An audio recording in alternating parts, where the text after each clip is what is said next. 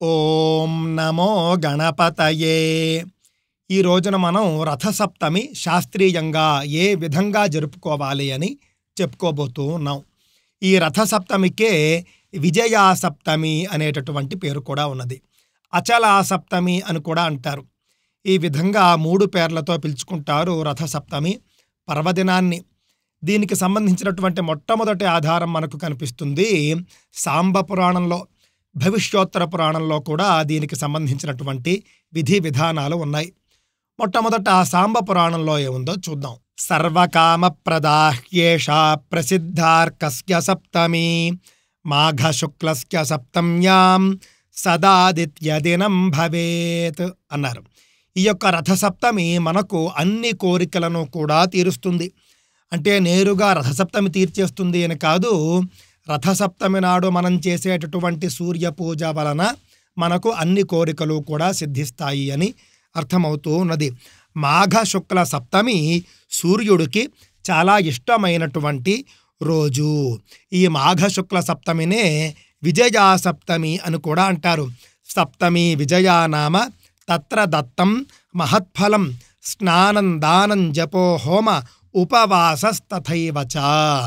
రథసప్తమి నాడు సూర్యుణ్ణి ఉద్దేశించి చేసేటటువంటి స్నానం కావచ్చు, దానం కావచ్చు, జపం కావచ్చు, హోమం కావచ్చు, ఉపవాసం కావచ్చు, ఇవన్నీ కూడా మనకు గొప్ప ఫలాన్ని ఇస్తాయి, మహత్తరమైనటువంటి ఫలాన్ని ఇవ్వడం జరుగుతుంది.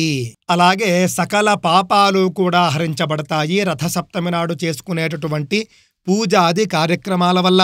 సర్వం విజయ సప్తమ్యాం మహాపాతకనాశనం ఏ త్వాదిత్య దినే ప్రాప్తే శ్రాద్ధం కుర్వంతి మానవాః. ఈ రోజున రథసప్తమి నాడు కూడా ముఖ్యంగా శ్రాద్ధం కూడా చేయొచ్చు పితృదేవతలను ఉద్దేశించి.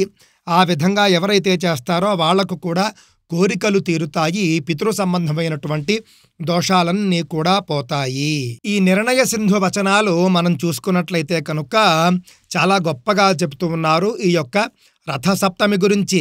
మాఘ శుక్ల సప్తమి రథసప్తమి సా అరుణోదయ వ్యాపిని గ్రాహ్య. సూర్యోదయానికి సప్తమి ఉన్ననాడే చేయాలి. అందువల్లనే రేపు అనగా 16వ తేదీ సూర్యోదయానికి సప్తమి ఉంది కాబట్టి రథసప్తమి మనం జరుపుకుంటూ ఉన్నాం. సూర్యగ్రహణ తుల్యాతు శుక్లామాఘస్య సప్తమి. సూర్యగ్రహణం వచ్చినప్పుడు మనం ఎంత గొప్పగా పండుగ చేసుకుంటామో, సూర్యగ్రహణంలో చేసే స్నానము జపము దానము ఇవన్నీ కూడా గొప్ప ఫలాన్ని ఇస్తాయి అని మనం విశ్వాసంతో ఏ విధంగా పూజలు చేసుకుంటామో అదే విధంగా రథసప్తమి కూడా చేసుకోవాలి. సూర్యగ్రహణం మనకు ప్రతి సంవత్సరము వస్తుంది అని నమ్మకం లేదు, కానీ రథసప్తమి మాత్రం తప్పకుండా వస్తుంది. కావున సూర్యగ్రహణంగా భావించి మనం, సూర్యగ్రహణం అంతటి పండుగగా భావించి మనం రథసప్తమి జరుపుకోవాలి. సూర్యగ్రహణ తుల్యాతు శుక్లా మాఘస్య సప్తమి అరుణోదయ వేళాయాం తస్యాం స్నానం మహాఫలం. ఏ విధంగా సూర్యగ్రహణం పట్టగానే మనం స్నానం చేస్తామో అదే విధంగా రథసప్తమి నాడు సూర్యోదయ సమయంలో స్నానం చేయాలి అని చెబుతూ ఉన్నారు. సూర్యోదయము అంటే మనకు కనిపించేది కాదు, అందువలన కనీసం మనకు కనిపించే సూర్యోదయము అని సమయం వేస్తారు చూసారా, దానికి అరగంట గంట ముందు నుండి కూడా మనం స్నానం చేయవచ్చు. ఆ విధంగా సూర్యోదయ కాలంలో మనం స్నానం చేయాలి. అలా సూర్యోదయ కాలంలో చేసేటటువంటి రథసప్తమి స్నానం మహాఫలాన్ని ఇస్తుంది. ఈ యొక్క స్నానం కనీసం సూర్యోదయ సమయం కంటే ముందు అరగంట గంట ముందు వరకు కూడా వర్తిస్తుంది. అచలా సప్తమి దుర్గా శివరాత్రిర్ మహాభరః అని చెప్పడం జరిగింది. అంటే రథసప్తమి శివరాత్రి ఇవన్నీ కూడా చాలా అపురూపమైనటువంటివి, దుర్లభమైనవి.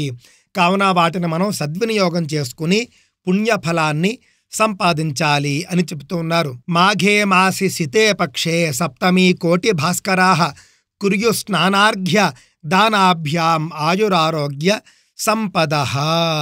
మాఘ శుక్ల సప్తమి అనేటటువంటిది కోటి గ్రహణాలతో సమానము అని మనకు ఈ యొక్క భవిష్యోత్తర పురాణం మనకు చెబుతూ ఉన్నది. మాఘ శుక్ల సప్తమి కోటి సూర్యగ్రహణాలతో సమానమైనది. ఆ రోజున స్నానము అర్ఘ్యము దానములు చేయాలి.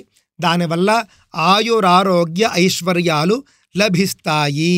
ముఖ్యంగా ఆయురారోగ్యాలు లభిస్తాయి అనే విషయాన్ని దృష్టిలో పెట్టుకోవాలి.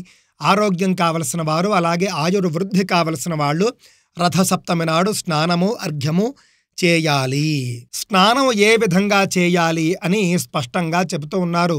7 జిల్లేడు ఆకులు అలాగే రేగు ఆకులు తలపై ఉంచుకుని ఈ యొక్క మంత్రాలతో స్నానం చేయాలి. రథసప్తమి నాడు చేసేటటువంటి స్నానం 7 జిల్లేడాకులు 7 రేగు ఆకులు ఇవి తలపై పెట్టుకుని స్నానం చేయాలి. ఈ విధంగా రథసప్తమి నాడు చేసేటటువంటి స్నానానికి చెప్పుకోవలసిన మంత్రాలేమిటి అనంటే కనుక అందరికీ తెలిసినవే అయినప్పటికీ మరింత స్పష్టంగా చక్కగా మనం చెప్పుకునే ప్రయత్నం చేద్దాం. యద్యజ్జన్మ కృతం పాపం మయా జన్మసు సప్తసు తన్మే రోగంచ శోకంచ మాకరీహంతు సప్తమి. ఏతజ్జన్మ కృతం పాపం యచ్చ జన్మాంతరార్జితం మనోవాక్కాయజం యచ్చ జ్ఞాతాజ్ఞాతే చ ఏ పునః ఇతి సప్తవిధం పాపం స్నానాన్మే సప్త సప్తికే సప్తవ్యాధి సమాయుక్తం హరమాకరి సప్తమి.